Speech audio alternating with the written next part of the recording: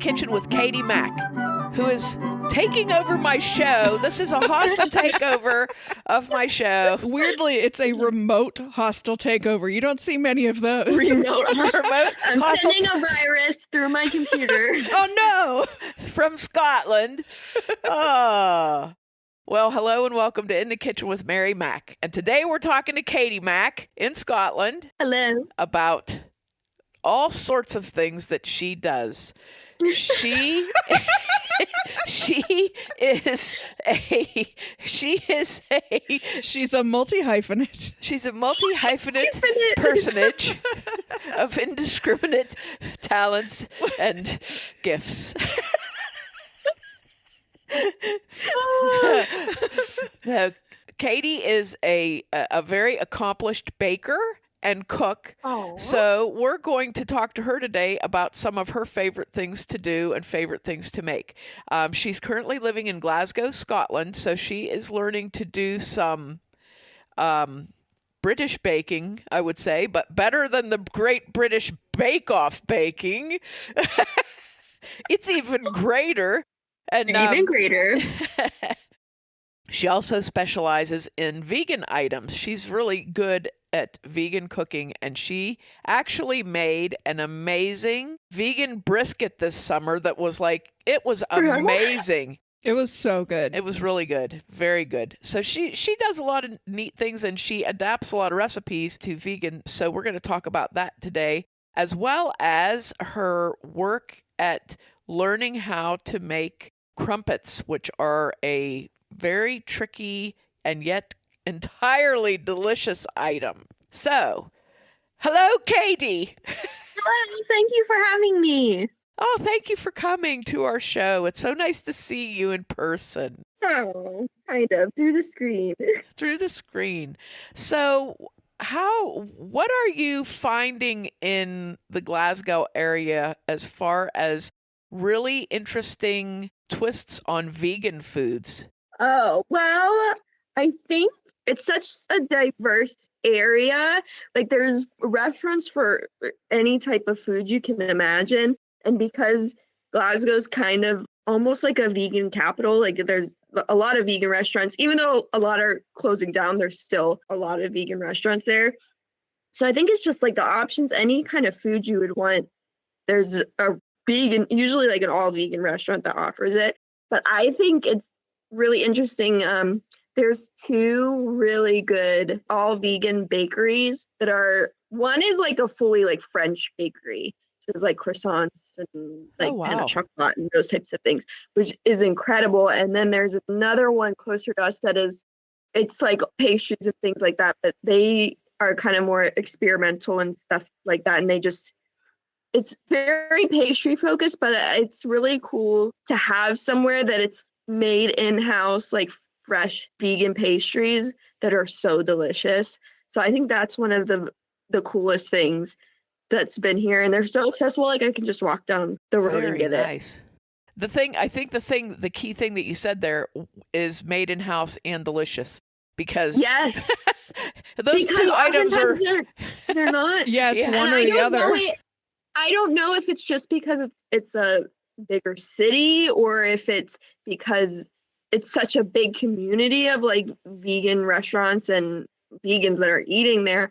But I think they're really held to a high standard, because when you live somewhere where there's a handful of vegan options, there's no one really to push the standards. Yeah. Or if you just go to a regular restaurant and they're we have a black bean burger, they aren't held to anything where they're I need to make this amazing because we're going to eat it, if that's all. Yeah. When there's so many places, there's kind of the competition for it to be good. And I think that's why. And the good places, they are the ones that last. So you kind of have to be good if you want your business to last. Oh yeah, those are good points. I think that's true of anything, but I don't know. I feel like in the UK, a lot of people are more growing up with having things made from scratch and knowing how to bake, which makes a big, you get here, a lot of times people will have never baked and they'll say, I want to become a baker and have a bakery. And then it's well, Good Yeah. luck. And I think too, it's a lot more common for someone to go out and get pastries or go out and get bread from like a Yeah. bakery. Yeah. I mean, obviously there's still grocery stores where you're not getting like that, like, you know, high end type thing. But I think it's just more common here to have the bakeries and stuff. So I think when you're just growing up with that, it's not so much of like, I'm experimenting with something new. It's like, no, we've just made this pastry into vegan because, you know, people are going to know what that should taste like. But on the flip side, I've noticed there's not like really a ton of like vegan cakes, like what we consider like a birthday cake or something.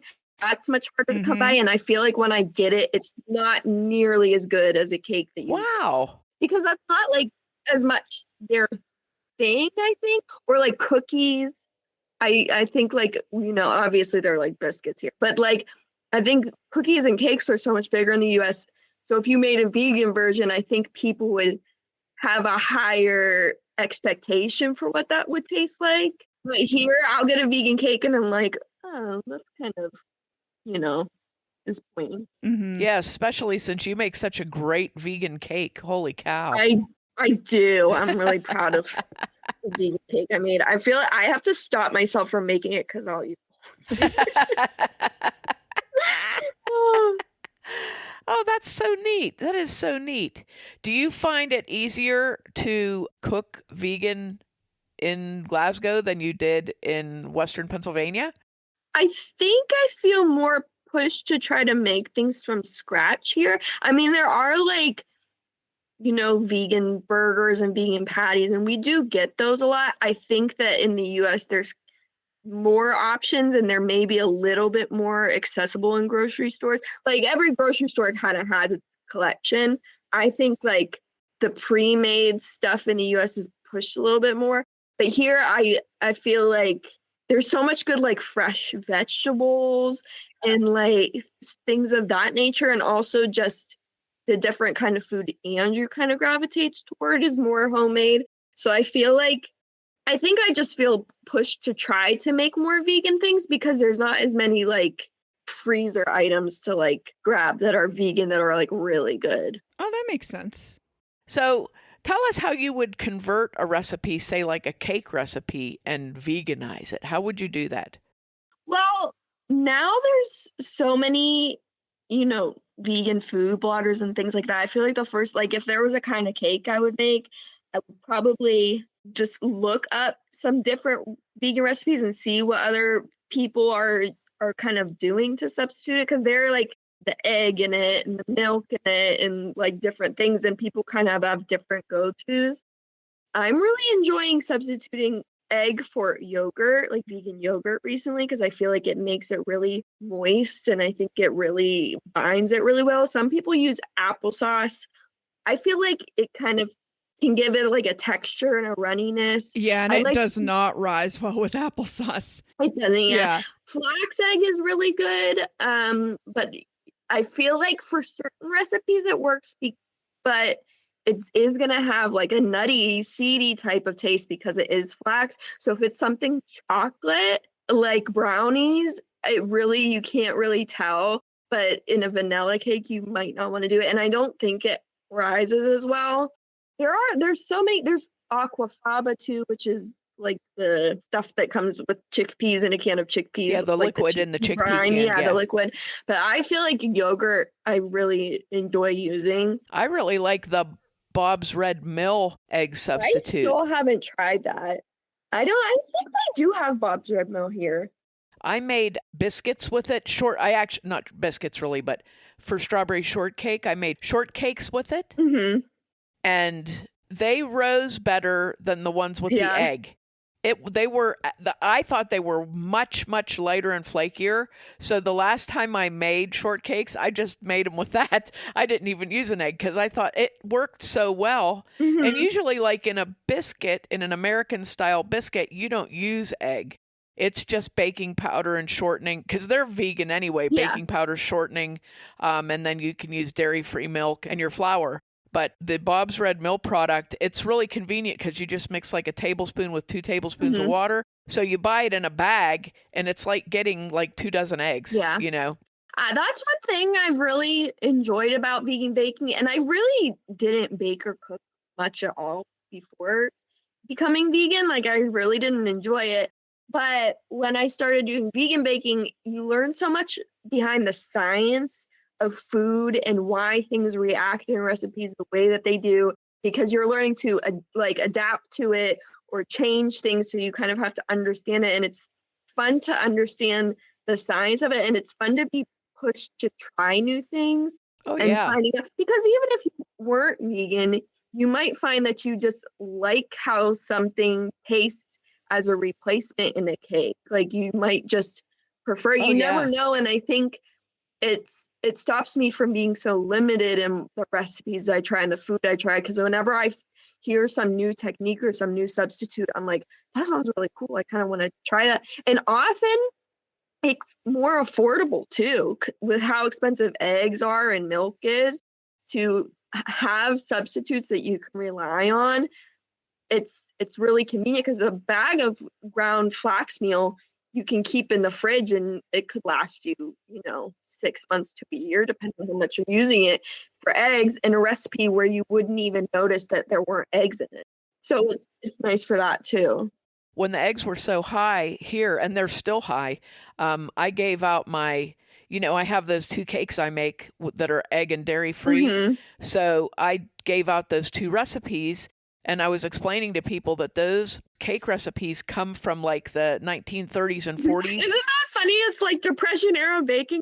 Yeah, but they were like, and it's like it's called a wacky cake, and it has you make it in the 9x13 pan, Mm-hmm. and you make a separate hole for everything, but it has vinegar and baking Yeah, soda for that's the another one. rise, Mhm. and it's a fantastic, like, people love that cake. They absolutely love that cake, and I always laugh because I'm like, there's nothing in it. And it's really interesting too, because I feel like vegan is such a polarizing term now, and a lot of people want to distance themselves so much from it, that if you were like, this is a vegan cake recipe, they'd be like, "Ugh, I'm not trying that. That's gonna be disgusting." But if you were like, this is a cake recipe from the Great Depression, Yeah. people were like, oh, that's so great. Mm-hmm. How convenient that they didn't need to use stuff. And it's just because of the term. Like, the crumpet recipe I use is vegan, just naturally. There's not, and it's a very simple recipe, and that's why I like it. But no one would, bat an eye if you just give them a recipe, but you're like, this is a vegan recipe. They're like, oh. Yeah. It's really interesting how, Isn't that funny? because it's just baking without an ingredient. It's not, it's not a huge deal. A lot of times, for when we share recipes, we make something and it is vegan. Mm-hmm. And I'll bring it up in the podcast. I'll say, this just happens to be, there's no egg or dairy in it. And I've actually had people say to me, I never thought about that before. I never thought about that vegetable soup is vegan. And I'm like, yeah. Because why wouldn't it be? Yeah, it's vegan and it's vegan and gluten free, because there's, And it's funny because people are always like, well, what do you eat? And I'm like, there are so many things. Did you see the whole rest of the food pyramid? That's because all anybody eats is pizza anymore. People out there living on pizza, which you can also make vegan. Yeah, really. There's just so many options and so many things that you can explore. Whatever you're baking, the more you get into it, it's like a rabbit hole. Like, you just fall down and find all these recipes. But it's been really fun to just try different things, even if it's not baking, if it's cooking, to as a meat substitute. You don't have to get a pre-made bag of something. You can use lentils, you can use mushrooms, I've used walnuts, beans. There's so many different things to try to make food interesting, and you never know what you're gonna find and really like and prefer. So that kind of makes it fun to keep trying. One of the things I notice all the time, especially in our area, is people are not cooking. They're not baking. They go out to eat all the time, or they get takeout all the time. And that, skills are being lost, I feel like. But to have that, there's no variety in it. because even if you're going to different restaurants, you're getting the same thing. And that's it's the same brands, essentially. And it's just mind-boggling to me. Like, I don't know. I don't know how people can live like that, really, without making something, because it's so, I don't know, it's so fulfilling to make something yourself, you know. And I think before I started baking regularly, I feel like I felt like that, where I'm like, it's just too hard. It's so much easier to grab something. When you bake all the time, like I know, you know, like making bread all the time, it becomes so second nature that it's almost like part of your routine. Like, like sometimes I'm like, I feel like I just need to make bread because it's so easy and fast once you're comfortable with it that you don't even think it's like making a bowl of cereal. It's just part of, you know. Yeah, I was just reading something, and then, I mean, this was the way things used to be, but people used to have a baking day, a laundry day, a whatever day, you know, because they, you know, we bake bread on Monday because then we have it for the whole week. We do our laundry on Tuesday, you know, we do whatever. And it's like your job schedule, you know, and I kind of base it on what's in the house. Like if I'm going to make a bunch of bread, like what's left in, when you guys were little, I probably baked bread like every other day. Because you people could annihilate. I mean, we were ravenous. That's what I'm doing here because Andrew eats so much bread.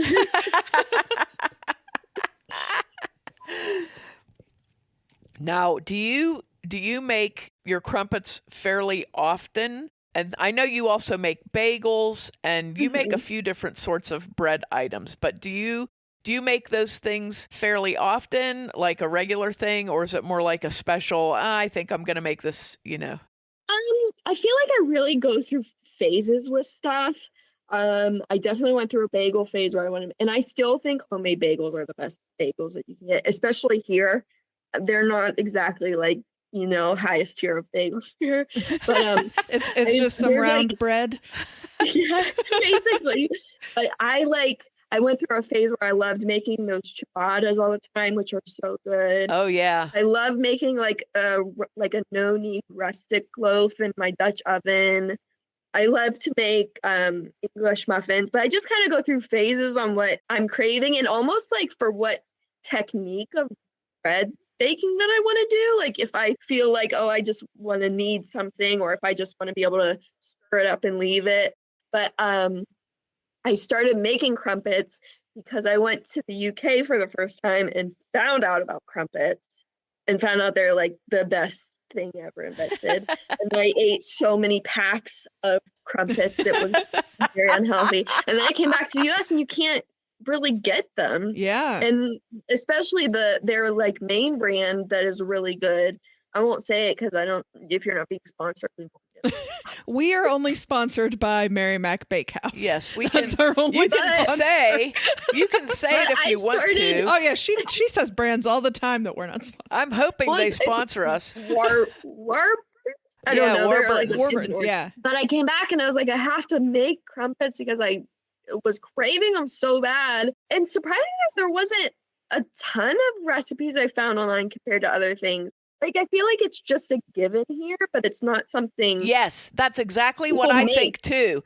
It's something like pancakes. Like everybody makes pancakes, so why do you need a recipe? Why, we don't need to have a recipe.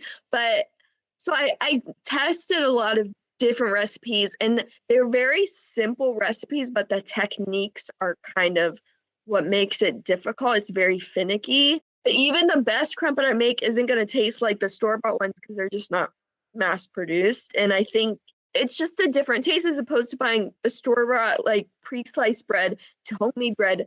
They're never going to taste the same. It's never going to be the same texture. But the more you eat your homemade one, I feel like the more you crave it because there's more flavor and there's more substance to it. But since I've been back here, I haven't really been making them because it's so easy to go down the store and they're so cheap. It's like so easy to grab them. But I did make them today and I felt good for making them.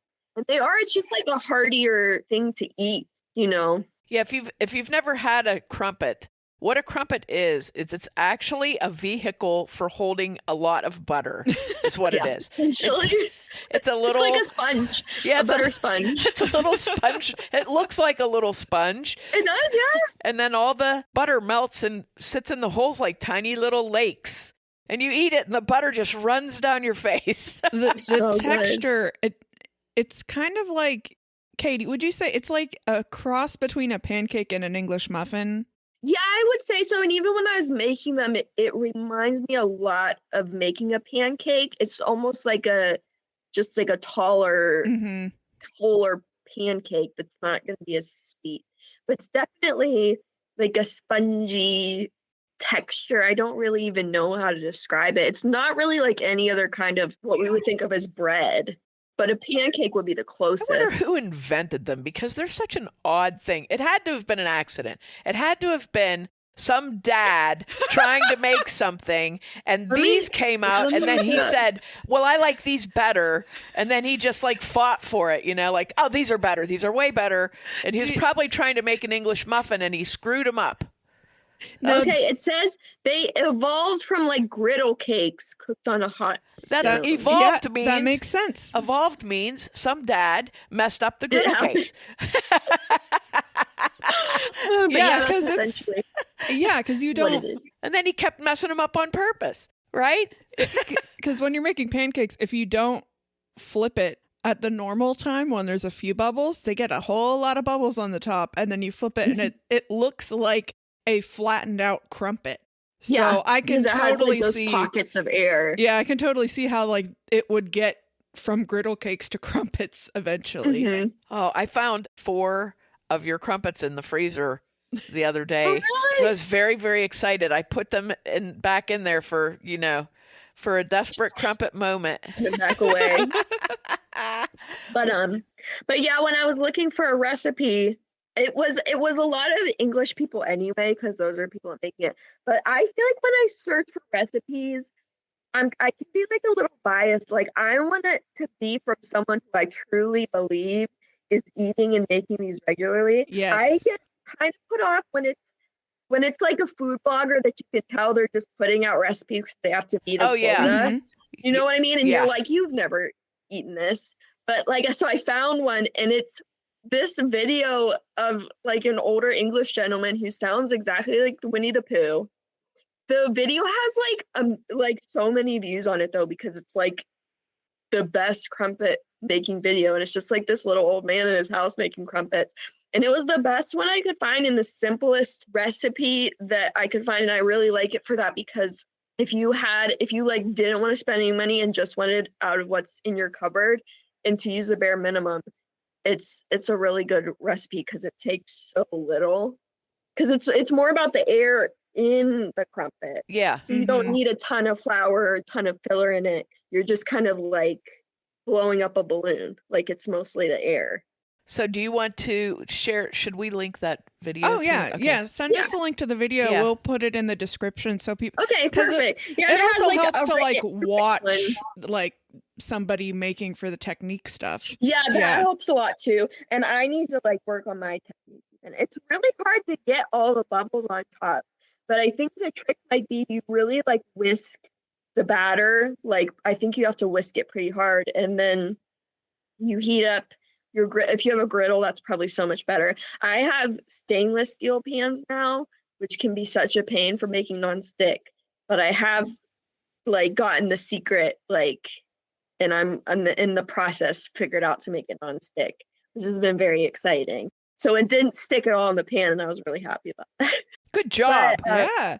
And then I ordered crumpet rings because I was so dedicated to making the crumpets. You could use just like any like metal cookie cutters, essentially. Make sure there's no plastic on them, but as long as they'll be flush with whatever pan you use, and you butter. And his recipe, you mix olive oil and butter together and you really coat the rings really well. I've used recipes where you also flour the rings, but it's not worth it. Like I think it makes it stick a little less, but I don't want an extra thing to do.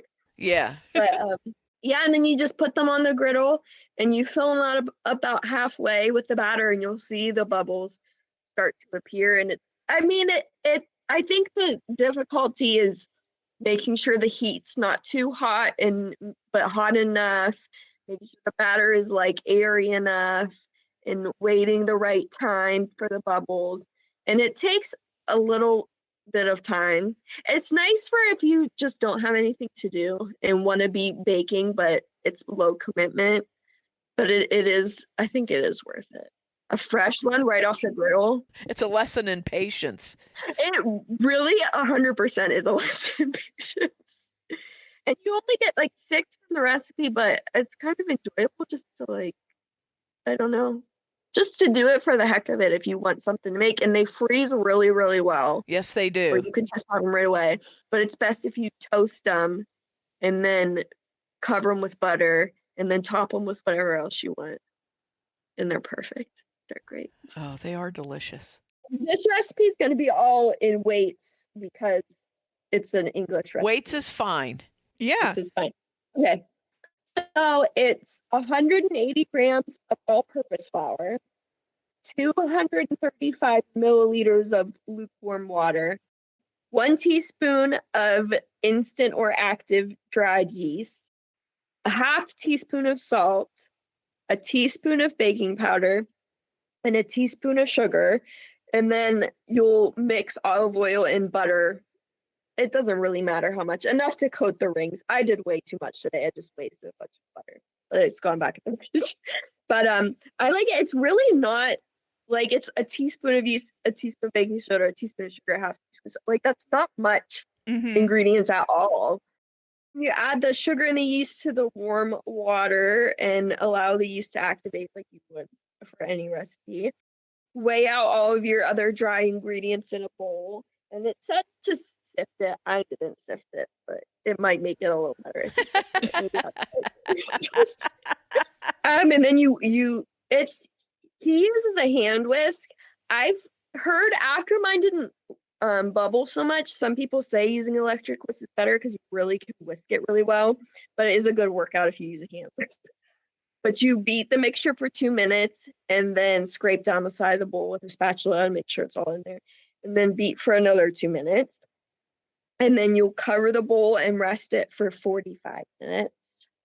And will get like really bubbly. It's really gets like almost foamy. So it should get really bubbly in there.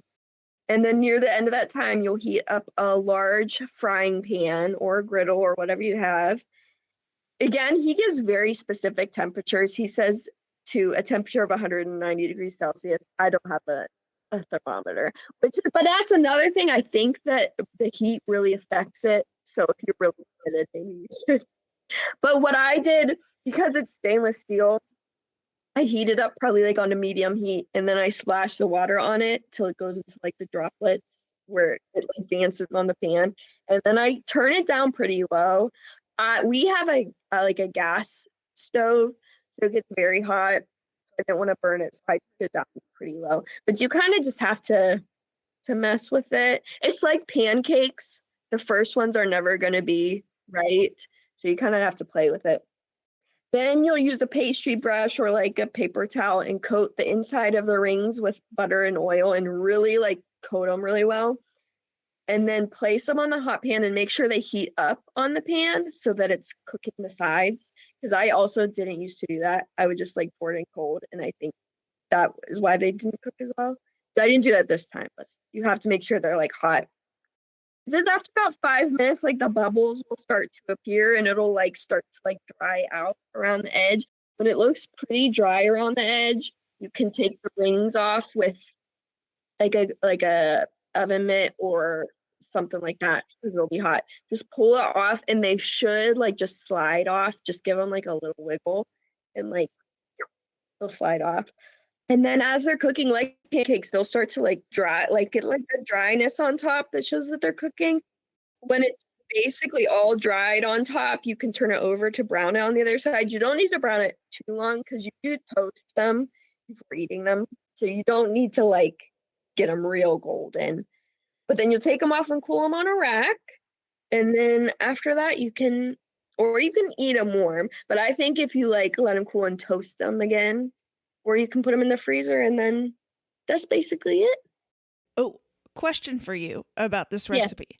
So now that you've made it in the UK and in the US, is there a difference? Do you have to use like adjust the flour whenever you use it? Because I know it said all-purpose flour, but the flour does tend to work differently.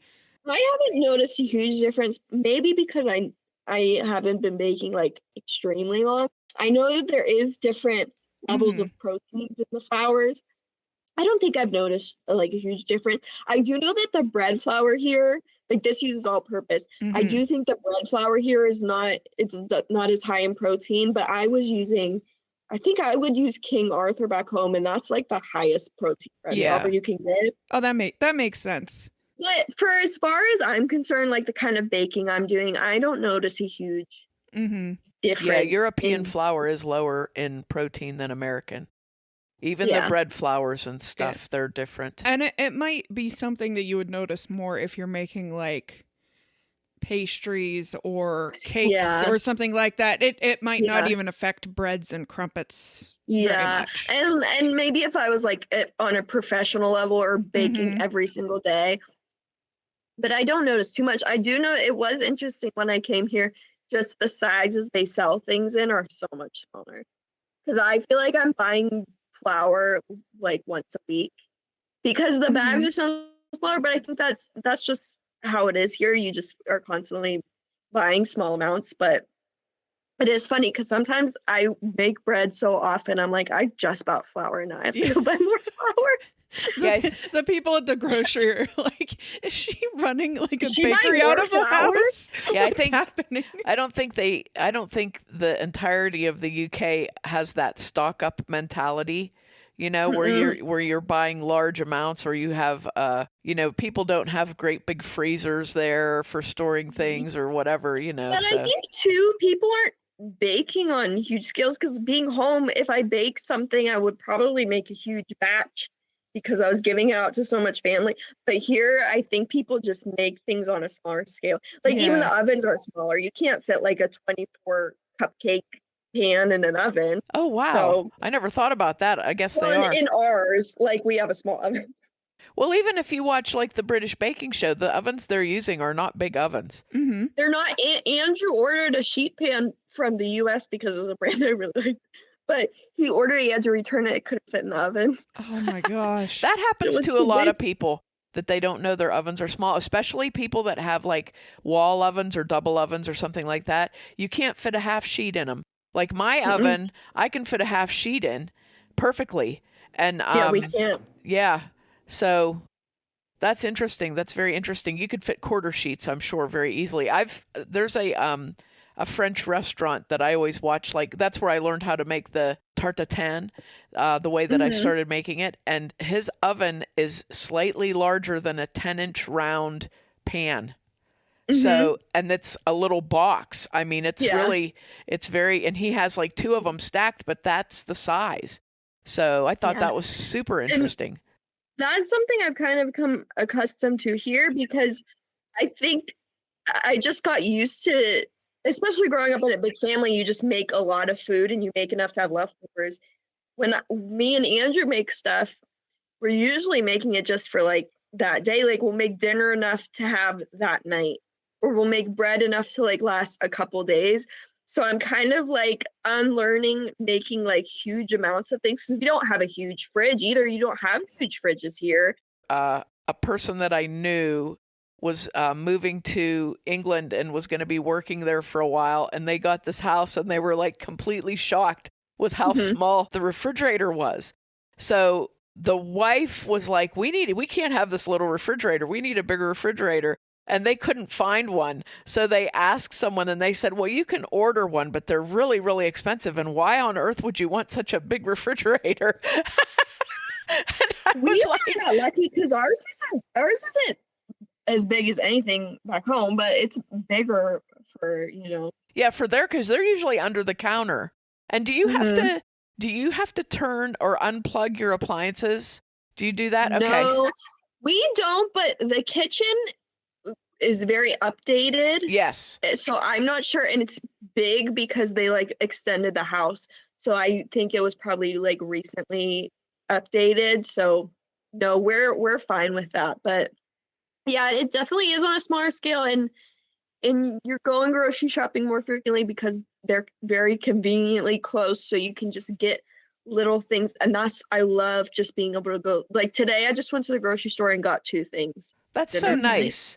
It's So nice. that's you're not like holding on things. And I've noticed too the expiration dates aren't as long here. Yeah. Like you'll buy something and they're like it's good for a week. And I think that obviously is a bigger discussion of, all of the additives that are in American food to make things last longer, which that happens for different reasons if people can't get to the store and stuff. But it's just a very different culture, I think, around cooking and baking here. And good it feels food. so much more in the moment, and I really enjoy just like I think it makes me enjoy a lot because I'm just thinking about what I'm eating for dinner tonight, and I don't have to plan in my head that this needs to last for a week and I'll just have this. Like it feels so much more in the moment, and I'm making like just small batches of like crumpets or like a smaller loaf of bread or a smaller batch of cookies. And it just feels so much more like in the moment, I think, sometimes, because I don't feel like I need to stock up. Although Andrew does like to stock up, so our fridge is packed, but Andrew likes to stock up on snack foods. He does freezer items, canned goods. But I like to just be able to go to the grocery store and get like a vegetable for dinner or rolls, or if we just, need a jar of sauce. It's okay. It's like a 7-minute walk and you could just get what you need and make it more in the moment. That's very nice. I'm enjoying right now. We have all the farmers markets that are around us, the little farm stands and everything. So I'm hardly going to a grocery store, and I go to the farm stands. But then we also have our local meat market. I just found out that a farm near us, the Leslies, have started selling their own milk and yogurt. So I'm going to hit them today. Yeah, they're making their own yogurt, which is awesome because I have some recipes that I want to try that use plain yogurt, which I love plain yogurt. So so I'm going to do that. And then baking my own stuff, I have my own bread and things like that. So it's kind of nice because you spend less money at the grocery store. Yeah. And you're supporting local people. But also, like, it sounds kind of cheesy, but it really makes you feel like you have more a relationship with the food. Oh, for sure. Like this food I got from these people that I know, and it makes you want to, I feel like it makes you want to make something really good because you went out of your way. Right. Go get it from this special store. Like you just feel more committed because Andrew gets weekly vegetable boxes at his work. Oh, that's from, nice. Local farms and stuff. Like a CSA. Yeah. So he comes home and it's just a box of, whatever they have. Whatever's seasonal. Whatever seasonal, and it's really fun to just it's almost like being on a cooking show. Like you've just been given this box of things that you didn't know what it was going to be, and now you have to think of what to make, and that also pushes you out of your comfort zone. But yeah, just buying local things, it just makes you feel like it pushes you out of your box because you're like, oh yeah, they're selling yogurt. What kind of things can I make with yogurt? Yeah, right. And I think too, cooking in general, cooking and baking in general, or planning what you're going to be eating for supper based on what you have in the house or what's seasonal or whatever, it takes you out of that, which is such an American thing, is just eating something. I need to find something to eat. I need to eat something, which is where all the fast food comes in, because you're just going to go get a burger or going to get some, something real quick through a drive-through. And I think that's the bane of our existence in the United States, is that very, eating around that style instead of saying, I'm going to pack my lunch and take it to work, or I'm going to do, whatever. So that's what I like. And I love the idea of like you're in a large city, but yet in your neighborhood you can walk to several different places and get different things, and that is super nice too. I really like that. Yeah, and having different smaller markets that cater to different kinds of food or regions and stuff. It's really cool to just walk in, and I think that's just living here and the type of diet that I have now. I get so excited just to see new things and try new things, and to take the time to really enjoy it. Sometimes I get a vegetable and I just that I've never cooked before, and I get excited because I'm like, oh, never done this. Like, what was that one? It's called celeriac. Oh yeah. Oh, yeah. It's like a root vegetable. It's not an attractive looking vegetable. But I made a soup with it and it was so good and I was so excited. I'm like, I would have never thought to try this, but I was like open enough to it and I had the time to like be like, oh, I want to try this. And it was really good. And I think like what you're saying, when you're just like, I just need to eat something, you're going to go into like, you know, those easy, fast comfort things where you don't have to think about it. But it's really good to think, and especially right now, to use your brain towards something that is like partially creative, but also nourishing yourself and also like connecting you to the world. Yeah. Like to be present. At the farm market, Anna and I have been doing a farm market on Tuesdays in Shenango Township this summer. And at the end of the market, sometimes some of us vendors trade between each other. So I traded a loaf of bread for some leeks. And then I love leeks. From the same guy, I bought some golden potatoes. And I found a recipe for potato soup with golden potatoes and leeks, and it was really really simple. It was very, very good, and it was basically just like, okay, it was basically potato soup with leeks in it, but I made it with I used oat milk in it, and for my instead of, because it called for cream and I can't take that in a soup. That's too much for me. So I had to I made a white sauce instead with oat milk, and I put that in, and it was delicious. But I thought I didn't know what to do with them, you know, because I know leeks are an ingredient, but I'm like, I have these leeks that I have to do something with. So it was like a cooking challenge. Yeah, that's exactly how it is. And it's so funny because I had that exact same thing happen with leeks when Anthony brought them home in his box. And I was like, I don't know what to do with these. Like, I've seen leeks before, and they're like one of my favorite things now. Oh yeah, you can do anything with them. They're so good, and you could just make like a leek of potato soup, and it's so good because the vegetables are good. Yeah. Like, Oh yeah. You know. Yeah, that was terrific. The next time we talk, we're going to do the brisket. I'm telling you. The brisket. Oh, that would be a good one. So you'll have to try it on Andrew and see what he thinks.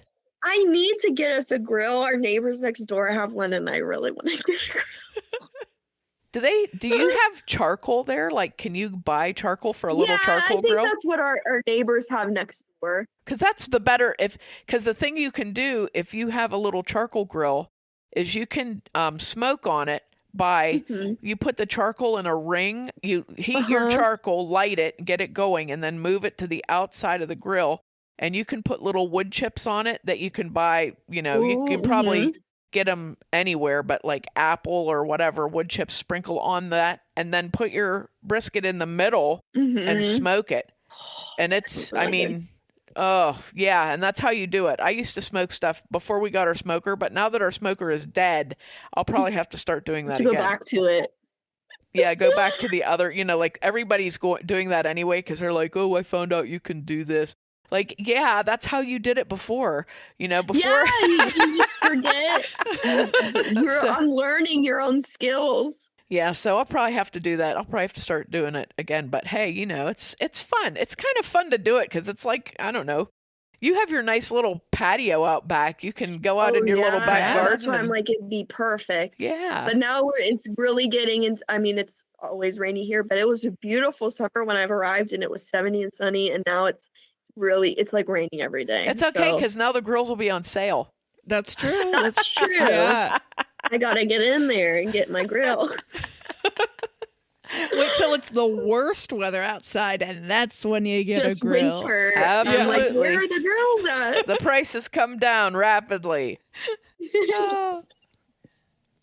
Well, I'm so glad we got to talk to you and talk about vegan cooking and crumpets. Yeah. And we will link the video for the Crumpet Master to this podcast, and we'll talk to you again because you have so many great recipes we can do. So thank you. We'll have our little Scottish annex. I'll keep experiment. Yeah, your Scotland correspondent. Yeah.